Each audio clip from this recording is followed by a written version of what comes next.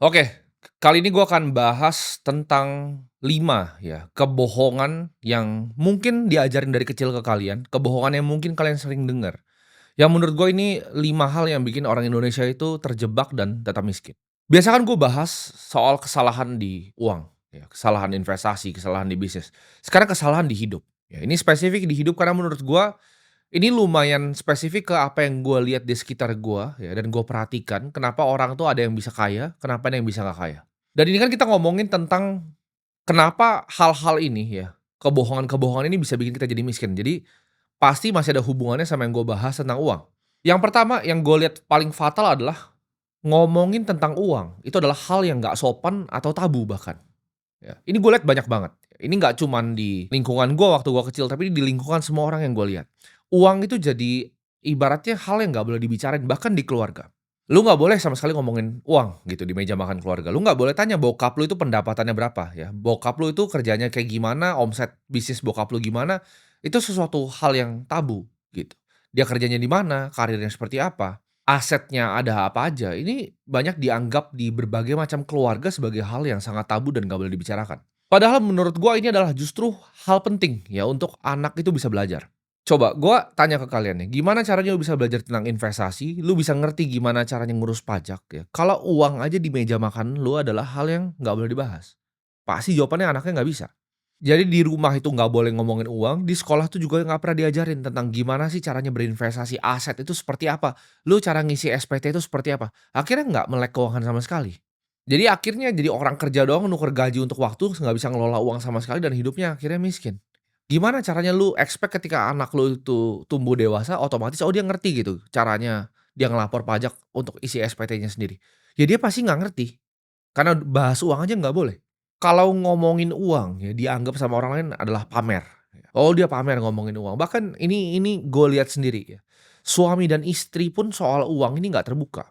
Istri banyak yang nggak tahu keuangan suami itu seperti apa, ya di luar yang sembunyi-sembunyiin ya.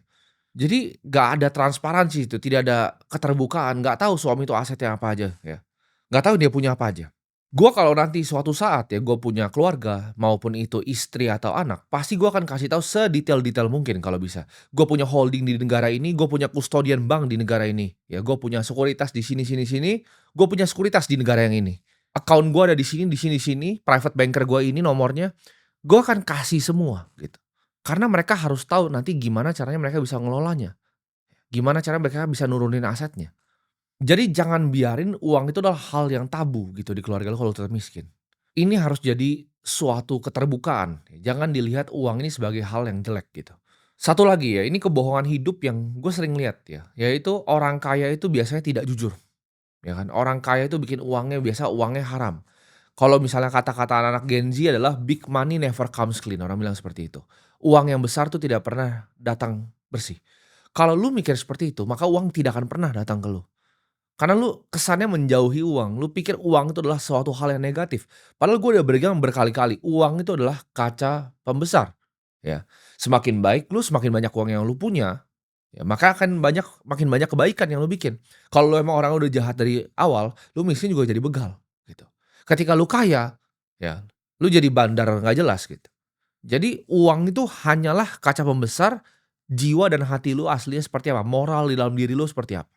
Uang sendiri itu nggak ada hubungannya ya sama baik atau jahat. Uang itu netral ya. Uang itu adalah hasil dari value creation. Warren Buffett yang bikin perusahaan namanya Berkshire Hathaway.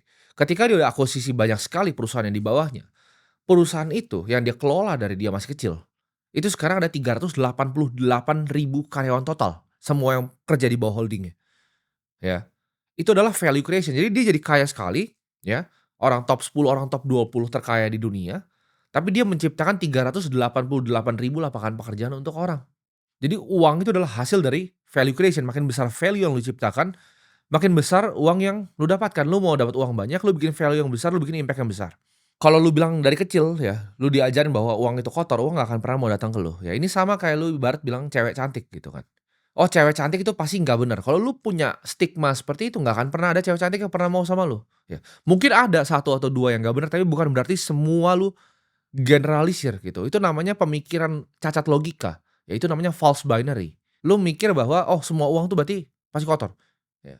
Gue mendingan miskin dan gue dengan moralitas gue yang tinggi ini yang superior dibanding orang lain gitu. Sedangkan dia kaya pasti usahanya ilegal. Jangan ngerasa lu cuman bisa pilih kayak biner yang salah gitu loh, antara lu jadi kaya gitu atau jadi baik gitu. Enggak, lu bisa jadi kaya dan bisa jadi baik ya.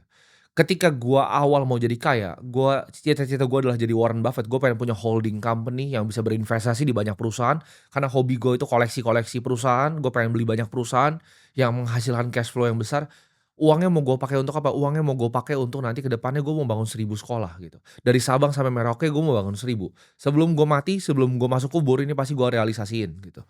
Dan sekarang gue masih pelan-pelan gitu. Tiap tahun oke, gue bisanya bangun misal 3, gue bangun 3. Gue bisanya tahun depan bangun 4, gue bangun 4. Tapi at one point ketika compound interest-nya udah jalan, itu akan gue bangun cepat dan banyak gitu.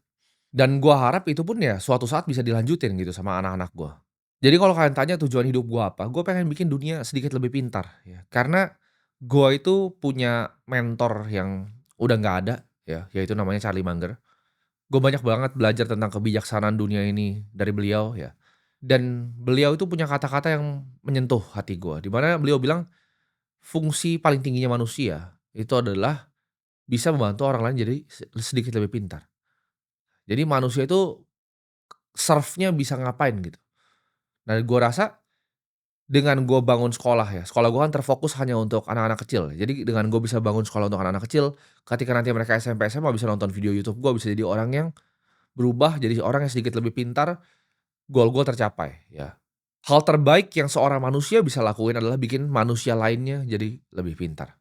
Ya dan itu goal akhir gue dari semua ini ya. Uang tuh ujung-ujungnya buat gue cuman buat main game gitu. Itu cuman gue untuk melihat high score diri gue, tapi fungsi kegunaan ujungnya dari uang untuk gue pribadi adalah gue pengen mengedukasi orang gitu. Ketika sekolahnya udah jadi semua, gue akan lebih fokus mungkin di channel gue di sini, gue akan bedah ya gimana caranya kalian bikin bisnis, gimana caranya kalian investasi, gimana caranya nyari uang. Gue pengen bikin ya at least negara ini sedikit aja lebih pintar. Ini kebohongan selanjutnya ya. Ini menurut gua fatal juga ya. Ngerasa ya itu tenang aja hidup ya, hidup santai aja karena rezeki udah ada yang ngatur. Gue percaya memang rezeki itu ada yang diatur. Cuman ketika lu ngerasa rezeki diatur terus lu santai doang, lu cuma tidur di ranjang sama nonton TikTok, gimana cara lu bisa jadi kaya? Ya rezeki itu harus dicari gitu kan, orang bilang kalau rezeki lu nggak cari dipatok nanti sama orang lain gitu, diambil. Lu harus kerja keras untuk bisa dapetin rezeki. Lu juga jangan cuman jadi orang yang berharap dan cuman berdoa tanpa aksi. Ya berdoa tanpa aksi itu sama aja bohong gitu. Tapi gue pun percaya rezeki itu ada yang atur, tapi ya kita harus kejar rezeki kita sendiri. Jangan berarti rezeki ada yang atur terus lu leha-leha gitu. Ngarapin hasil ya lu tanpa lu belajar, tanpa lu buang keringat dan darah, tanpa lu buang kerja keras itu menurut gua gangguan jiwa dan sakit mental. Justru ya kalau konsepnya rezeki ada yang ngatur ya, berarti lu percaya kan rezeki ada yang ngatur, lu harusnya jadi lebih berani untuk ambil aksi, lu lebih berani untuk ngambil action, lu lebih berani untuk mulai sesuatu yang lu nggak berani mulai sebelumnya. Lu harus kerja keras untuk nyari yang namanya rezeki, jadi jangan punya mindset seperti itu. Dan ini juga menurut gua kebohongan hidup lagi ya, ini menurut gua cacat logika juga yang diajarin dari kecil ya, oleh sistem gitu. Yaitu kesalahan adalah sesuatu yang memalukan dan ini parah ini menurut gua. Gua liat banyak orang akhirnya mau sok-sok jadi perfeksionis dan nggak pernah bisa kerjain apapun di hidupnya karena dia ngerasa kegagalan tuh adalah sesuatu yang memalukan gitu. Gua mulai sesuatu terus gua gagal tuh malu. Kenapa? Karena ketika kalian ulangan nih sekolah, ujian gitu kan, kalian merah gitu, kalian dibilang gagal. Kalian sembunyiin nilainya bahan ke rumah, takut kasih ke orang tua kalian. Gua mah nggak peduli dulu ulangan kalau gua nggak suka ya gua nggak usah isi, ya. Kalau merah gua buang gitu. Gua nggak peduli gitu kegagalan. Kegagalan tuh nggak ada di kamus gua. Kegagalan tuh dilihat sama Indonesia ini, orang-orang Indonesia tuh sebagai aib gitu. Oh takut gagal ini, "Eh lu bikin ini bisnis gagal."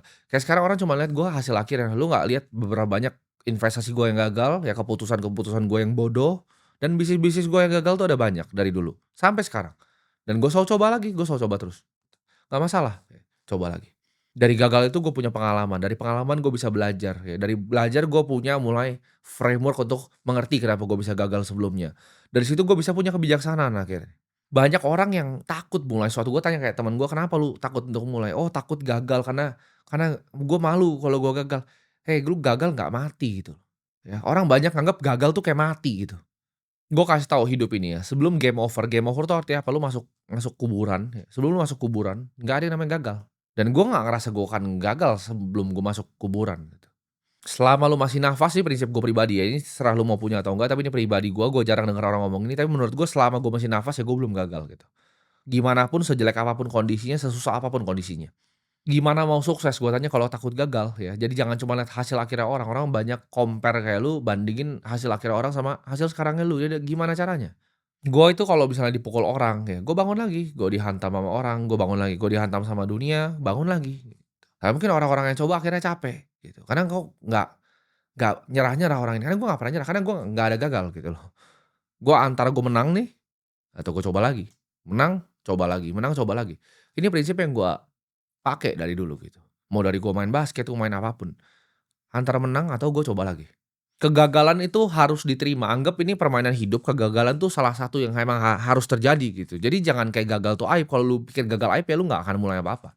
Jangan kira semua orang sukses itu jarang salah, kita itu sering salah ya. Kita sering banget salah, tapi bedanya kita bangunnya lebih cepat dari kalian. Jangan pikir kita tuh orang yang nggak pernah salah. Masa depan yang bagus itu bukan milik orang yang nggak pernah jatuh ya. Jadi kalau lu digampar sama hidup, dihantam ya bangun lagi.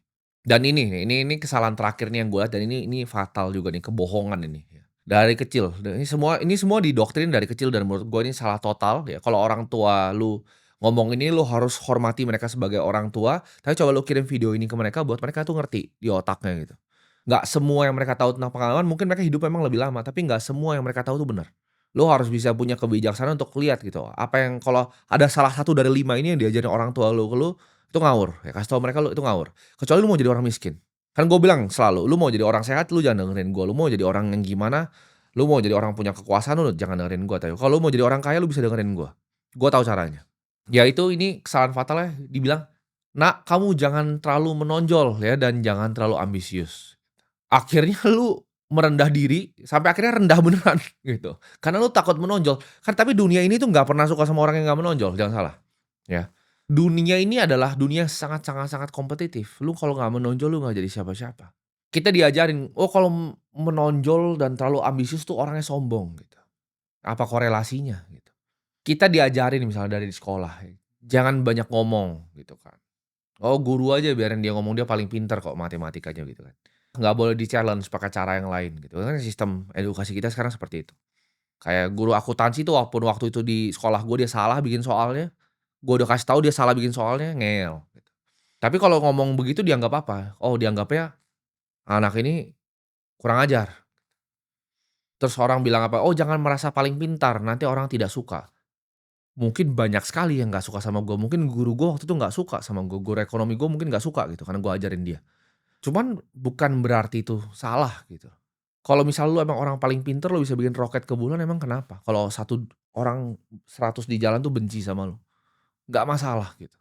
Kalau emang beneran pinter ya nggak apa-apa, lu jadi lebih pinter dari orang lain, kelihatan lebih pinter dari orang lain nggak apa-apa gitu. Ya pinter aja gitu. Dunia itu soalnya nggak ngehargain kemampuan yang nggak bisa dilihat. Jadi jangan denger kalau misalnya bilang, "Oh jangan jadi orang yang menonjol ya, diam-diam aja ya. Oh kalau di kantor jangan menonjol, lu diam-diam aja." Orang pintar yang pengen belajar itu selalu orang yang percaya diri ya, bukan sombong. Orang sombong itu adalah orang yang merasa dirinya paling pintar dan tidak mau belajar.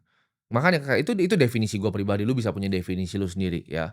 Mau dari apa, gaya bahasa lu nggak suka, tapi gue nggak pernah peduli.